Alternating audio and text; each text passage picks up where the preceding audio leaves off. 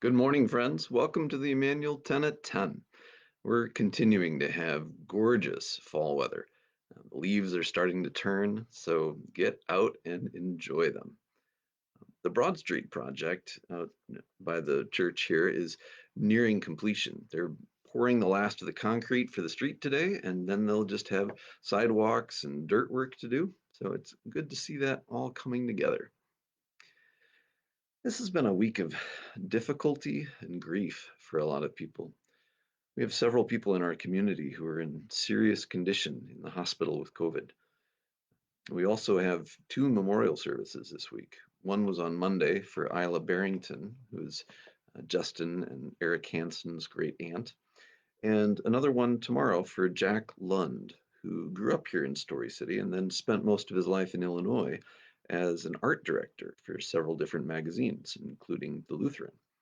So please keep all of those families in your prayers. In our 1 year chronological Bible reading plan, we're continuing through the four Gospels. Today we're looking at the first part of the Gospel of John. This Gospel was written by one of Jesus's closest disciples, the one called the disciple Jesus loved. The purpose of the book is described in chapter 20. It says, Jesus did many other miraculous signs in the presence of his disciples, which are not recorded in this book.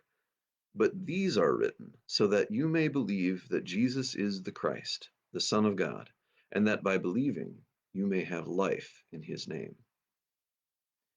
John wrote his gospel differently than the other three gospels of Matthew, Mark, and Luke, which share a lot of the same stories, sometimes even word for word. John's gospel is written more like a sermon that points to who Jesus is through signs that Jesus did. Street signs orient you to places. They point you where you need to go, or they call your attention to something. In a way, they participate in the reality they proclaim. A sign is not the thing itself that you're looking for, but it points in that direction and helps you find it. So, John describes 7 different signs that Jesus does. Jesus turns water into wine at a wedding, heals a sick boy and a paralyzed man. He feeds 5,000 people with just a few loaves and fish. He heals a blind man and he raises Lazarus from the dead. But Jesus' greatest sign is his own resurrection after he was crucified to take away the sins of the world. John also talks about 7 times Jesus says, I am, to describe himself. I am, or Yahweh, was God's covenant name that he revealed to Moses. Yahweh means I am who I am, or I will be who I will be. John also talks about 7 other I am sayings of Jesus, where Jesus says, I am the bread of life. I am the light of the world. I am the gate for the sheep. I am the good shepherd. I am the resurrection. I am the way, the truth, and the life, and I am the true vine. So you might wonder, why all those sevens? John is using those sevens to point back to the creation story in Genesis 1 and 2, which describes God creating the world in 6 days and resting on the seventh. That's where the Sabbath began. God telling his people to rest just like he had rested. Today's video study from the Bible Project focuses on the first chapter of John, which describes Jesus as the Word of God, all the way back at the start of creation. In the beginning was the Word, and the Word was with God, and the Word was God. He was with God in the beginning. Through him all things were made. Without him nothing was made that has been made. In him was life, and the life was the light of all mankind. The light shines in the darkness, and the darkness has not overcome it. The darkness has certainly tried to overcome the light. You've experienced it in your own life, and we see it happening all around us and all around the world. But Jesus conquered the dark forces of sin and death by letting them conquer him. He died and rose again to defeat the power of death forever. I want to close today by reading you the lyrics from Andrew Peterson's song, God Rested, from his album Resurrection Letters, Prologue.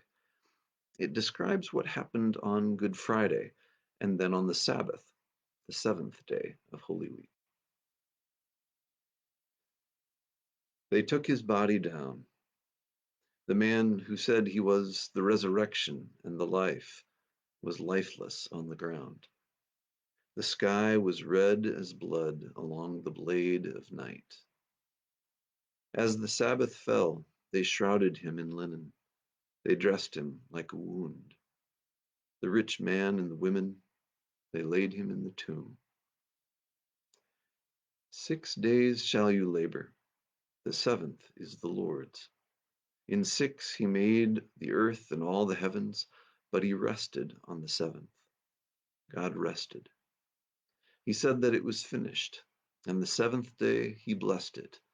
God rested. So they laid their hopes away. They buried all their dreams about the kingdom he proclaimed, and they sealed them in the grave as a holy silence fell on all Jerusalem. But the Pharisees were restless. Pilate had no peace, and Peter's heart was reckless. Mary couldn't sleep. But God rested. 6 days shall you labor. The seventh is the Lord's. In 6 he made the earth and all the heavens, but he rested on the seventh. God rested. He worked till it was finished, and the seventh day he blessed it. He said that it was good, and the seventh day he blessed it. God rested. The sun went down, the Sabbath faded, the holy day was done, and all creation waited. If you want to hear the song and what comes after it, listen to God Rested and the rest of the prologue, and then the Resurrection Letters album itself by Andrew Peterson. You can find it on YouTube, Spotify, iTunes, or whatever music service you use. Have a great week. Hope to see you on Sunday at 8:30 in the Cornerstone Room for Adult Education, where we'll dig deeper into the Gospel of John, and at 9:30 in worship, in person or online. Enjoy the beautiful fall.